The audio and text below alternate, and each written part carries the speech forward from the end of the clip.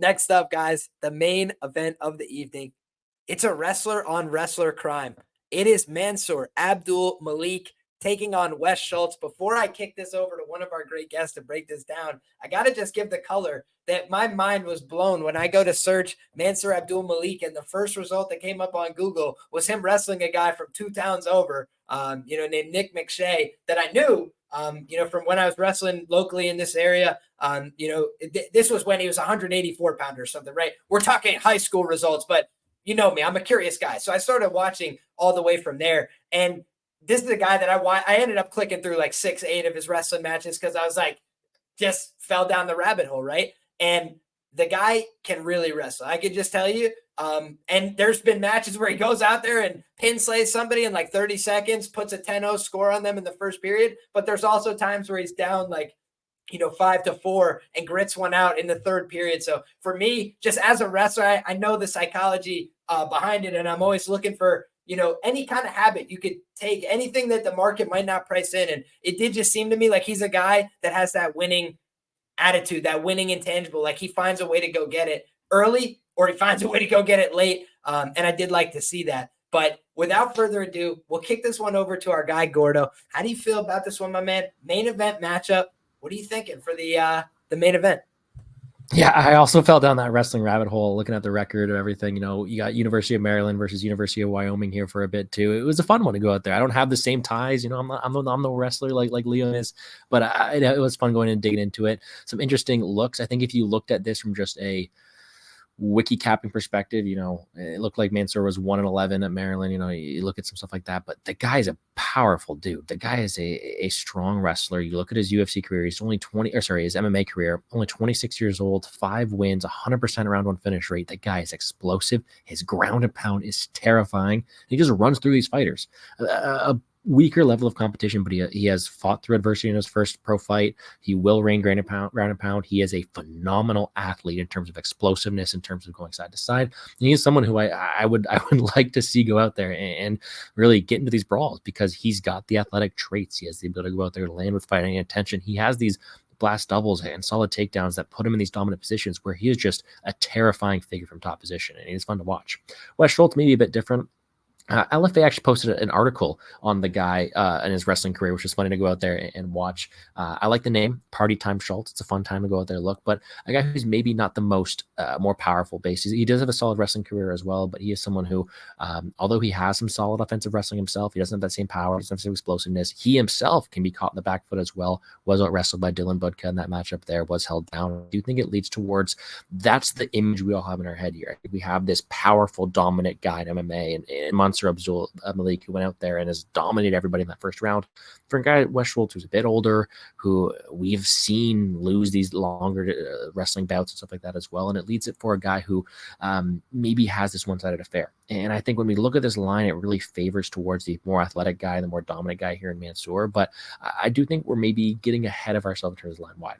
I'm picking Mansour Abdul-Malik to win. I think he's a more explosive guy. I think more times than not, he can get to top position and make Schultz quit with the power he has, with the way he's able to generate violence from top position. But trusting this guy who has never been out of the first round to go out there and do so at this high of a clip is something I don't know if I want to do too often. Wes Schultz is someone who at least we've seen him go a full 3 rounds. At least a guy who we know can wrestle as well in theory. So I'm a bit tentative to go out there and say, yes, Mansour Abdul-Malik is the next big thing. But yeah, I'm picking him to win this fight. The guy's terrifying. He's very explosive early on. I do think more times than not, it does end with a ground and pound finish from Malik. But I do think it could be a live entry on Schultz if it gets later. I've yet to see Malik really test in the later rounds, and I think it makes it for a very, very fun fight. I expect some scrambles. I expect some wrestling, and I do think Mansour is getting the better of it early. But who knows who's going to be still swinging in those later rounds if it gets there. Should be a fun one nonetheless. Absolutely. First thing I got to address, you said he had a bad record at University of Maryland. I just want to clarify for people that don't know, because this is like inside baseball, wrestling nerd shit, right? But if you wrestle at University of Maryland, you're taking on a Big Ten schedule. And the Big Ten is the toughest conference in all of college wrestling. So it's like you're wrestling Penn State, Ohio State, University of Iowa. You're just getting fucked, right? And University of Maryland, by the way, is like the lower tier of a Big Ten program. I don't say that out of disrespect. I wrestled D3. I was fucking dog shit, okay? You just look back. It's like you just got to understand the levels of wrestling. I do. And so it's like, that's just the way it is. Maryland, a little bit easier program to become a part of necessarily, but it's also like you have to be a top 1% or 2%, or the high school to college wrestling participatory rate is like 2.9%. Like D1, D2, and D3. Is it there's not that many opportunities. So it's like, of all the high school wrestlers in the country, these guys are both among, the top 2-3%. I would say, in terms of their results, both state champions, undefeated their senior years. So a lot of great wrestling credentials, and I'll talk more about them when it swings around to me. But let's hear from the man himself, the man of the people, the Bird. My brother, how do you feel about this one? And also, I just got to address this question. Neither one of these guys sniffed the jockstrap of Bo Nickel on a wrestling mat. My brother, not even close. But they're both good wrestlers. That's no disrespect to them. That's just a credit to Bo Nickel and everything he's accomplished. Pierce, please go ahead, my brother. How do you see this one? No, man, I think Wes Schultz could pin Bo Nickel if they wrestled back in the day, bro. Yeah, I get why everybody's on Mansour. I mean, like Gordo basically put it perfect. I mean, there's like 2 fights on him, one against like a bum, and then his last LFA fight against St. Galice that lasted like 1 minute. But I see a lot of people playing the under 1.5, which I get it. I do. My only concern with that aspect of the bet is that Schultz seems like a guy that will play guard or try to negate damage on the map. But Mansour, he hits hard. I mean, the ground and pound he landed in his last fight put his opponent out cold on like the second punch he landed, which was nuts. But yeah, maybe take it square and bet Malik by KO or KO1. Probably gonna have to play KO1. KO is probably gonna be incredibly juiced. But yeah, I don't have any hot takes on this. I mean, I think it's pretty binary fight, isn't it? Yeah, Wes Schultz live bet maybe, but yeah, like Liam likes to say, Mansour Abdul-Malik has some anthropomorphic advantages, and I would be hesitant playing Wes Schultz in this matchup. Fair play, my brother. So here, I'm excited to dig into this a little bit, gentlemen. First of all, I'm a nerd when it comes to my note taking as well. So I did take down some notes about our guy, Wes the Party Schultz. He wrestled at University of Wyoming, but that wasn't like his primary home. He also wrestled D3, right, at University of Wisconsin Lacrosse. And I can just tell you guys, University of Wisconsin, period. Name them in D3, they're all fucking good. Every single one of them, they're really good at what they do. And, that school is no exception. He was a All-American in D3. Very good. He was also a All-American and a national finalist in the National Junior College Wrestling Association. So he had a crazy wrestling career. To your point, I sourced a lot of that from that LFA article. I read through a lot of his information, but I also went through and watched some of his matches. I watched his interview as well. When you listen to him, he basically says like, he's more of a both these guys. What I love about them is they're kind of like speaking of my own heart, right? They said like, I got into wrestling because I liked fighting. Like I wanted to just like figure out how to do this stuff because you need to know how to do it to fight. And like that doesn't always lead to the best wrestlers, but sometimes it leads to really, really good MMA fighters because they knew what they were all about from the beginning, which is like, yeah, I'm trying to get good at wrestling, but I'm ultimately just trying to get good at fighting and using this as like a avenue to compete in fighting. So Mansour Abdul-Malik, he goes out there and tries to, take your head off with punches. If he can get on top of you and punch you, great. Like he's just a very violent dude, comes out, he's got the skill, the strength, the ability. But the one thing I would say is when you look at the build of a guy like Mansour Abdul-Malik, he's going out there and finishing these guys in the first round absolutely like he's supposed to, right? He's taking care of them accordingly. But I do have my slight concerns about how a fight looks where, number one, he comes out and he brings that same energy, that same intensity, but maybe the finish doesn't materialize, right? It's like you've got now, instead of one of these cans on the regional scene, to be respectful, it's like 1-1 guys, 0-1 guys. Like, they're just not guys that have like long proven track records. Wes Schultz has had a bunch of amateur fights. He's had a bunch of professional fights. Not a guy who's just going out there and getting cleaned up in the first round or something like that, right? So you look at Wes Schultz and what he brings to the table. You go back and watch that Kimura that he got in. Did you guys watch that fight by chance? I think it was an amateur fight. He got Kimura'd back in the day. And I went and watched that because, like I said, if somebody's lost a fight, and if they're on Contender Series, I always go back and watch because I'm like, let's see where the rubber met the road here and what happened. And what I saw in that fight is he never tapped. He has his arm like completely behind his back. And it looked like I'd have tapped, 30 seconds ago. It's like the arm just looked completely out of place. and the referee stops it. So the referee like jumps in and intervenes, and he looks at the ref and goes, "Man, I didn't tap." And the guy's like, "Dude, your arm was like crazy, like twisted though." And he's like, "I'm really flexible, but I understand. And thank you." Like he basically was just like Robbie Lawler with Ben Askren, right? Where he's like, "I wasn't out," to Herb Dean. And then he's like, "You're a great fucking ref. It's all good." Like, you know what I'm saying? Like that was like his reaction after. He's like, "Fuck. Okay, like whatever, just move it up, flush it." Because he felt like I didn't lose the fight. So it's like no skin off my nose, right? And that is kind of what it looked like to me. If you guys go back and watch, he takes him down literally in like 1 second, dominates from top position for most of the round and stuff. And then like round 2, he makes one mistake. This guy latches onto the Kimura. I don't think that guy ever fought again. I think that guy basically was like, "Yo, I will never get this lucky again. Thank you anyways. It was a great run," and never fought again. Like, I just think Wes like learned a lesson from that, right? To go out there and lose to Dylan Budka, it's like, yeah, not a great look, but Dylan Budka brings the same kind of skill set to the table, and he's a grinder. He's 15 minutes. I'll push you into the fence. I don't care. Right? I'll hump your leg. I don't care. And meanwhile, it's like, okay, if this is a fight where he gets stuck on bottom the whole 15 minutes, you're going to lose the fight. No doubt about that. But it's like, he's kind of a jiu-jitsu guy. Like, he's a little bit more flowy. He's a little bit more of a funk wrestler, right? Like, if you look at him, guys that are built like that are super flexible and shit, you can't be everything. You can't be, I'm super strong and also fucking throw my arms all over the place and put it behind my head. It's like, you kind of got to pick your lane. If somebody puts my arm behind my head, it's all over for me. Like, ping, no, everything's going to start popping. But I'm pretty strong. Like, you got to make these trade-offs. For Wes Schultz, he's one of these guys that, like, probably doesn't seem like much until he's on you, like putting a ride in and stuff, and then you can't get away. You know, he's just like one of those guys who will then stick to you when he gets to the back and stuff like that. He takes a lot of chances, though. So he'll, like, fall over the top sometimes and make a few mistakes. He's a pure Vita, BJJ guy. Sometimes you see that from those guys. But I think that ultimately, like, he's a guy that is going to probably go out there with an ability to compete for 15 minutes if he doesn't get killed in round 1. Meaning, like, he has the cardio. He's shown he's gone to decision several times. So it's like, if that's the case, you got one guy you're pretty sure can go out there and put this pace out for 15 minutes, and you got another guy who is very explosive, comes out to kill in round 1. That we know that that's a style that often is detrimental to your success in round 2 and 3. So it's just like, I think Mansour Abdul-Malik is, for me, the better athlete, more explosive, more likely to win round 1, deserved favorite for all those reasons. But then it's like, how big of a favorite should he be against the guy who's more experienced, been out there more times? It's not like there's like a crazy age gap or a huge size gap. It's like both these guys kind of know what to expect. And by the way, Mansour Abdul-Malik isn't a guy who's going to like sprawl, brawl, keep it upright 100% of the time. He's willing to go out there and wrestle and mix it up and take some chances on the ground himself, go for big ground and pound and take these big positions where, you know, you give space. And when you give space, people are going to start entering legs. They're going to start grabbing a hold of you, trying to wrestle up.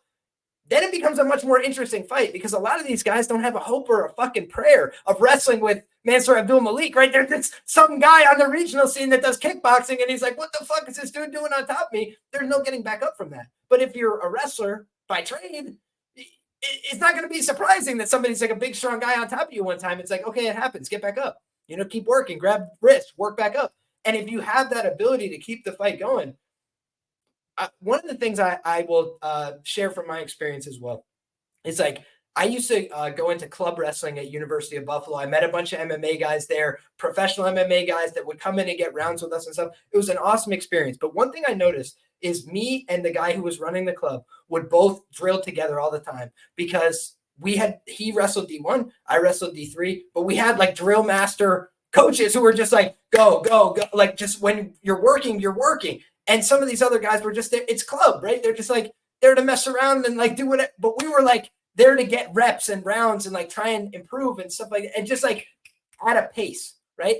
So he's not going to be unfamiliar with like a heavy wrestling pace. The thing Malik needs to do is damage him. Like beat him up with strikes, bloody him, batter him in the first round. That's how you break this guy. I just don't think it's going to be as easy as like he just goes out there and out wrestles him for 15. If it's wrestling for 15 minutes, I think that's a much more competitive fight. If it's, you know, who can do more damage in the first round, Wes Schultz is going to get blown out of the water. So for me, I think Wes Schultz is a smart guy. I don't think he's an idiot. I think he kind of understands where his bread is buttered in fighting. I don't think he's like, you know what I should do? I should go out there and try and trade bombs with this guy on the feet. I think he's going to try and make this a wrestling match and see if this guy can go into deep waters with him. And like I said, I've seen him go chase it down in the 6th minute of a wrestling match. That's a different thing than when you come out there and you try and slug somebody's head off. Number one thing that causes you to get tired is missing punches. So if he's out there and he's doing the Beneil Dariush, throwing ground and pound so hard, he's punching the ground, he's going to be tired in 2 minutes. And then it's like, fuck, like now this guy's back up to his feet. What do I do?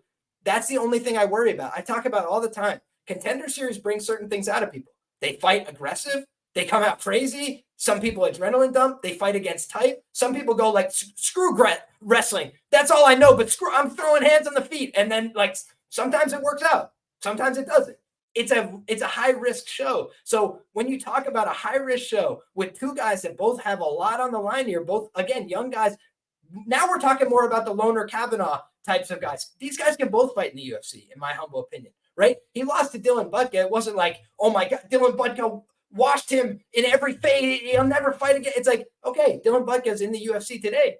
You know, he's having UFC fights. It's like, okay, he went out there, he lost that fight. He's a young guy, still getting experience. I feel like this is a spot where I believe both these guys could win UFC fights. So personally, I think the better athlete, Mansour Abdul-Malik, but I'm not convinced that Wes Schultz is like a useless fighter, some guy that they just brought in as cannon fodder. I don't see that. So I see both these guys being solid. Go ahead, please. Liam, this is the way you talk. It's kind of inspiring some confidence into a dog shot. I mean, think about it just from like a conceptual standpoint. This line in this breakdown that we see a lot of people give about this fight, it's given Dana White Contender Series like 101. This is a trap. Could it be a trap? I mean, you look at Wes Schultz, it's like he's a better MMA fighter, I think, in all aspects of the game outside of the wrestling aspect and the power. But he knows how to strike. Abdul-Malik, we don't know if he can strike. He's been deep, like you said. We know he while his cardio isn't like some amazing weapon, I mean, we know he can hang late in fights. And what happens, like theoretically, if Mansour gives up the back and Schultz puts in 2 hooks? Like, I don't know what this guy's subs defense is going to look like. And while I think the live bet angle is good, I think a sneaky prop we could maybe attack is a submission prop for Wes Schultz, because I know his jiu-jitsu is like what he relies on. The kid's got sneaky back takes, so maybe Elias Theodorou 2.0 is going to get a submission come Tuesday night. But yeah, I like your breakdown on that fight, man. I think it's not just how we're looking at it from like a wiki capping perspective. We kind of just have to think about the stuff we don't know, because that's how betting is. Yeah. It's a bit of a puzzle, and we're going to try to solve it. No, I like that too. I think when we look at this as a whole, I'm not going to go out there and change. I'm sticking with my point. I do think more times than not, Blake goes out there, wins this fight. But me too, by the way. I think he's a deserved favorite. It's all a numbers game. Oh, for sure. But you know what? When you look at this, when you factor in not only the rate at which underdogs win on Dana White Contender Series, but the low level of competition, the way this fight can play out, especially if it's going to be extended to these spots where Wes Schultz can now go out there and have the advantage, I think it leads to potential dog shot. I think it could look to be a wide line. And although a live betting angle is where I would favor, it's not like we're not getting a good enough line anyways to go out there, maybe take a shot on him here. So if you are agreeing with Liam, which I don't mind the shot there too, it may actually be party time.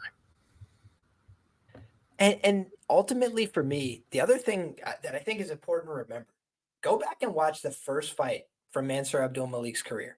Guys, he was like borderline unconscious on his feet, like 30 seconds into the fight. Is he a tough bastard? Hell yeah. Did he get back into the fight? Yeah. Did that guy regret punching him in the face after? I'm probably sure he did. But when you just look back at that, like if that guy was a little bit better, we could be talking about he's already got 1 KO loss in his career in like 30 seconds, right? Where he just like went out there and his confidence is high, but he goes with his chin high as well, right? He's like trying to kill you. He's throwing heavy shots. He's getting in there. He's getting behind his shots. But when you do that, you're just there to be hit as well. So again, it's just like for me, I don't see a guy who's like a defensive savant who's got all these answers. Like when I talk about somebody who's a big favorite, I want them to have, the plan B where Arman Sarukian gets dropped by what's his name? Neto BJJ, right? He's literally like out on his feet and still can get the takedown and get on top. That's a favorite, right? Like somebody that oh, shit went wrong. Let me bail myself out. Like, no problem. I have another answer. I have a backup plan. I have this other solution. I just don't know that we have that from Mansour Abdul-Malik. So it's not to say he can't cover this line. I just think it's a little bit more speculative. Whereas if you're going to take a speculative investment, I'd rather get the 3-to-1 ROI, right? It's like that for me is just the way I approach this game. And especially with Contender Series, guys, oftentimes we've been seeing chalk come through so far this year in the UFC. And that's just, do I expect it to change at some point? Yes, but it hasn't yet. So I'm just observing what's happening, right? It's just been a chalky year in the UFC. Last year, the Contender Series had a ton of dogs come through, a ton of main event dogs come through. It's a show that invites a lot of variance. And so I just think one thing that traps a lot of people is getting behind, like, let's parlay everything on the card. Let's just go, 5-leg parlays and all this stuff. We've done it before on this show, right? Given DJ parlays that hit like 4 legs, 3 legs, 5 legs, but you got to understand going in, that's low percentage, right? Where it's like, if you can hit one of these big plus money underdogs, you can pay for the whole night. So that's kind of the way that I approach this, especially when you know people are going to fight against type. They're going to stand and trade. They're going to take a lot of risks. Count me in for underdogs in those kind of scenarios because, guys, I can tell you, even good bets on favorites don't cash on Contender Series. Believe me. I bet Charlie Campbell minus 150 against, what's his name, Chris Duncan. Guys, if they run that back in the UFC, he's a substantial favorite. Believe me. He went out there, he dominated every second of the fight, and then bing, bing, and he's out. It's like, you remember sometimes that this is the stupidest sport in the world, right? Love it. Great sport. Also the dumbest sport ever created. So just remember that going in. Like, dumb shit will happen. Guys will do dumb things. Carl Williams over the weekend, everybody says, how he's going to go out there and wrestle. Doesn't even attempt takedowns, right? And then they're frustrated after the fact. It's like, you're betting on cage fighters, right?